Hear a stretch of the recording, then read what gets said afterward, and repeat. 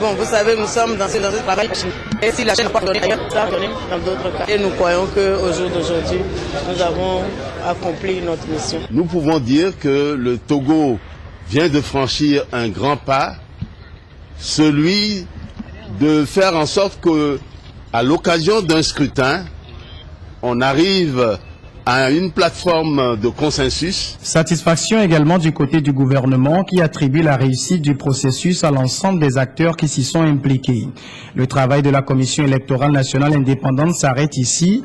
Elle va passer le témoin à la Cour constitutionnelle chargée de publier les résultats définitifs du scrutin. Ces élections Toujours dans l'actualité, l'année scolaire 2013 s'est achevée lundi avec la proclamation des résultats du baccalauréat. Deuxième partie, une année marquée par une spirale de tension dans le monde de l'éducation. Cependant, les taux de réussite obtenus aux différents niveaux d'examen sont satisfaisants dans l'ensemble. Le retour sur le déroulement de cette année académique et les résultats obtenus avec Norbert Danson. La proclamation des résultats du Bac 2 ce lundi scelle définitivement la fin de l'année scolaire au Togo. Une année académique 2012-2013 qui aura été marquée par des remous récurrents ayant fortement éprouvé le secteur de l'éducation. Une situation qui cependant n'a pas eu raison des rendements et les résultats obtenus aux différents examens le prouvent à suffisance. Si nous prenons par exemple le BPC, nous avons cette année 47 889 inscrits. Avec le nombre de réussites, nous avons 52 443, soit un taux global de 59,80%. Alors que l'année passée, nous étions à un taux de réussite de 57,91%. Donc vous voyez que réellement, le taux de réussite et le nombre de réussites aussi a augmenté. On est donc à quelques exceptions près dans une augmentation des taux de réussite. Une augmentation qui enchante naturellement le directeur des examens et concours.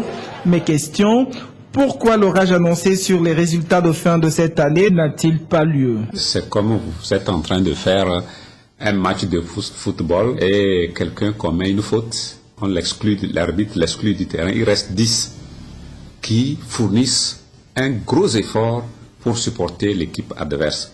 Et ils fournissent le d'eux-mêmes pour ne pas perdre le match. Donc il y a eu 8 jours de grève et l'État a ajouté 2 semaines de cours sur la durée normale.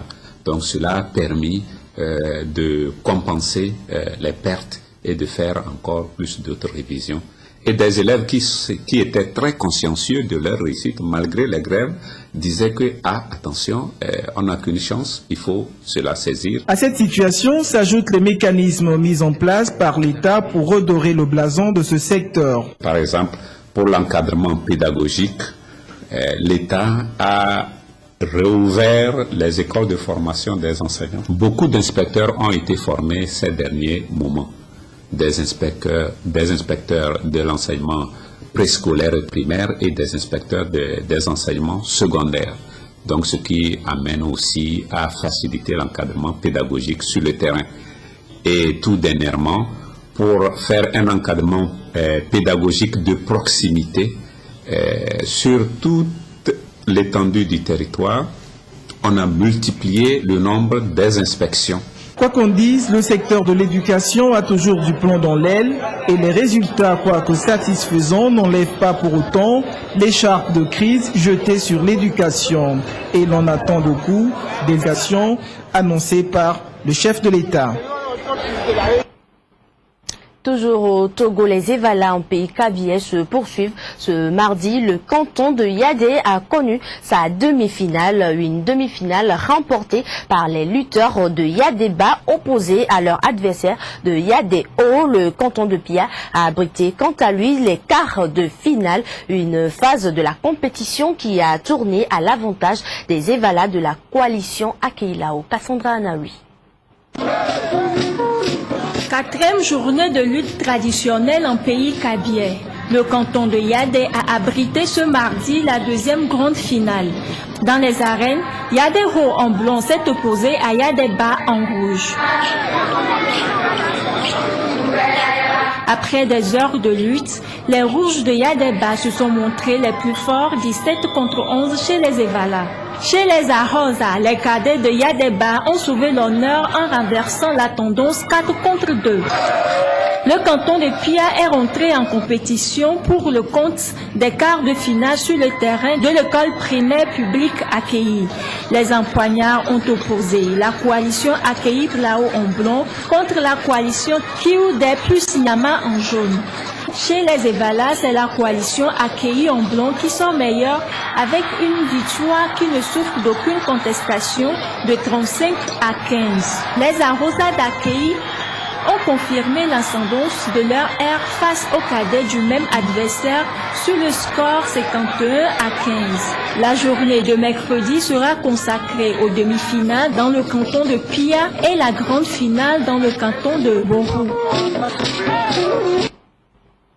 Les Evala qui riment avec les activités commerciales du leader de la communication Togo Telecom à Akara, la société de téléphonie mobile propose différents services et des offres qui séduisent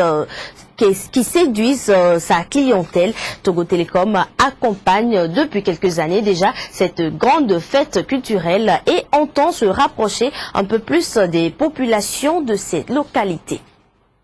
À l'international, l'Égypte divisée en deux. Les programmes de cette édition. Merci de nous avoir suivis. Très bon suivi des programmes sur la chaîne du futur.